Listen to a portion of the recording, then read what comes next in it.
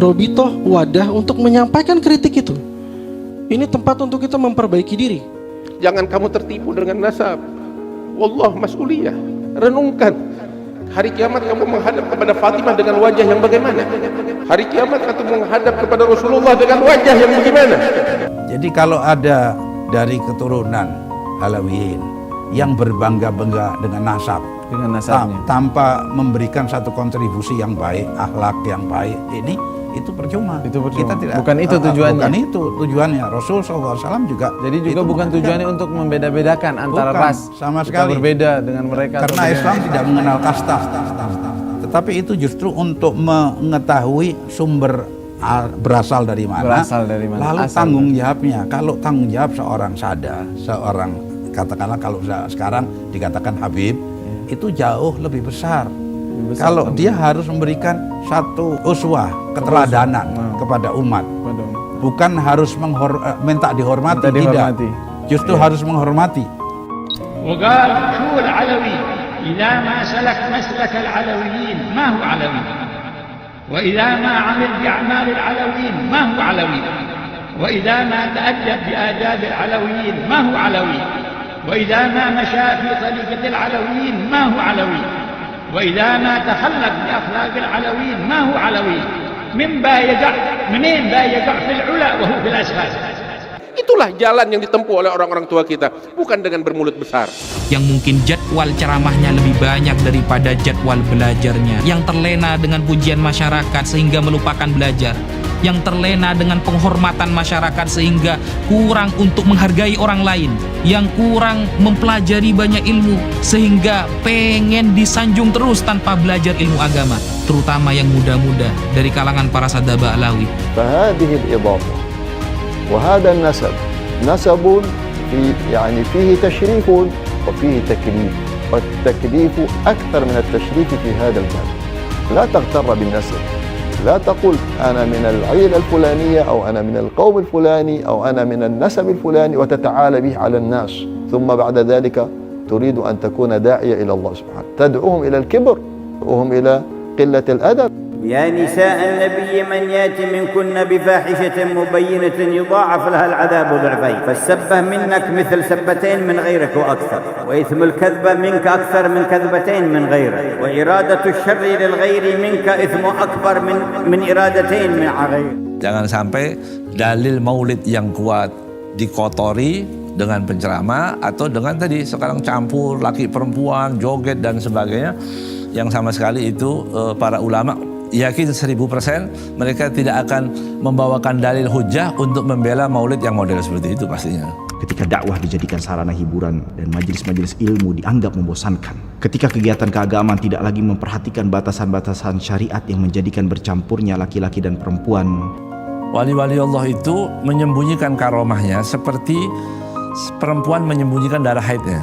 Artinya dia malu, nggak diceritain ke orang, diekspos terus, begitu ya. Dan bagi para pendakwah yang menceritakan kisah karomah secara berlebihan, bahkan mengubah redaksi kisah tersebut, tidakkah terbesit dalam kepala Anda bahwa semua ini akan dipertanggungjawabkan? Alih-alih mendekatkan manusia kepada agama, namun justru menjauhkan. Dan juga perlu untuk diingat dari kalangan para habaib, bahwasannya kita hidup saat ini di masa semua apa yang kita sampaikan, gerak-gerik yang kita lakukan itu bisa dikritik oleh banyak orang.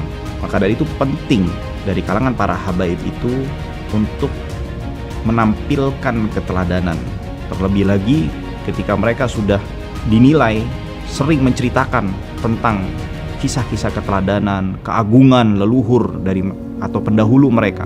Karena kalau misalnya para habaib yang menceritakan kisah-kisah kemuliaan tersebut, kisah-kisah keteladanan yang ada pada pendahulu mereka, dan mereka tidak menampakkan bahwasannya mereka melanjutkan apa yang dilakukan oleh pendahulu mereka, maka jangan salahkan ketika orang kebanyakan juga ikut mencaci atau mencela pendahulu-pendahulu Anda. Bukan karena kesalahan pendahulu Anda, tapi ingat itu karena kesalahan Anda. Jangan buru-buru Aska.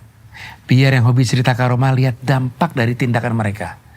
Sejak dahulu sudah diingatkan namun tidak diindahkan. Sekarang kita dibersihkan dari perilaku oknum yang berlebihan cerita karomah. Acara maulid tiba-tiba bawa dalil yang sering, man abdoma maulidi, itu kan dipakai di mana-mana. Itu masih sering terdengar. Barang siapa yang mengagungkan maulidku, kuntu syafi'an yaumal qiyamah. Padahal kalau hadis itu dikatakan mimpi, lewat mimpi, bilang aja lewat mimpi, nggak apa-apa, nggak jadi hujah. Jangan pernah percaya dengan orang yang memuji kamu dengan ucapan-ucapan yang tidak berdasar. Turunan Nabi tidak dicatat dosanya, tidak masuk neraka. Itu adalah tidak sesuai dengan ijma'. Jangan mengecewakan datuk Anda. Mereka ulama, mereka orang-orang soleh, mereka aulia, tapi Anda tidak mewarisi satupun daripada keutamaan dan kemuliaan mereka semuanya. Ayo kita menjadi para sada yang bisa dibanggakan oleh orang-orang tua kita. Bukan hanya para sada yang pandai membanggakan orang-orang tuanya, tapi tidak berakhlak seperti mereka. Jadi yang berlaku di zaman kita sekarang ini, ghiyab, satu kekosongan antara generasi sekarang dengan generasi sebelum. Tapi sekarang kita melihat fenomena aneh. Banyak anak-anak muda yang sedikit ilmunya, tapi memakai kostum ulama dan mengaku habib, kemudian masuk ke desa, kadang-kadang seperti yang disindir-sindir oleh beberapa orang bahwa mereka melakukan dawir-dawir. Ini sama sekali tidak mencerminkan akhlak Sada Ba'alawi. Apabila terus-menerus dia menggunakan simbol agama disertai dengan kedustaan dan dengan ancaman-ancaman kemudian dia dikasih, itu nanti jadinya pendidikan mental yang nggak baik untuk mereka yang melakukan, sehingga mereka terbiasa, oh dengan cara ini dapat kok, nggak usah dikasih. Apa jasa kalian? Apa ilmu kalian? Sudahlah, kalau memang nggak memiliki ilmu, buat apalah ngaku-ngaku sebagai orang alim? Lebih baik Anda bisnis aja, cari kerja yang halal.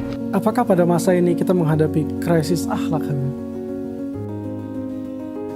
Secara global, ya, dan secara dalam skop yang kecil dalam lingkungan kita al-Alawiyyin, ya, siapa bertanggung jawab dalam hal ini? Orang tua. Lagi pula, terdapat keraguan di hati sebagian kaum muslimin ketika melihat kondisi dan perilaku sebagian keturunannya yang tidak seperti sosok datuk yang diceritakan. Kami selaku habaib sadar betul akan segala kekurangan, membuka ruang introspeksi dan berjuang menuju perbaikan. Kami meyakini tidak ada cara menuju persatuan jika tidak diawali dengan kemauan untuk memahami dan mendengar. Bukan malah nasab itu dikapitalisasi, dijadikan kebanggaan karena tidak ada gunanya sama sekali. Anda tidak mendapatkan ini dari usaha Anda. Jangan berlebihan untuk memuliakan atau ngalap berkah. Juga jangan memandang ajaran selain habaib sebagai ajaran yang rendah.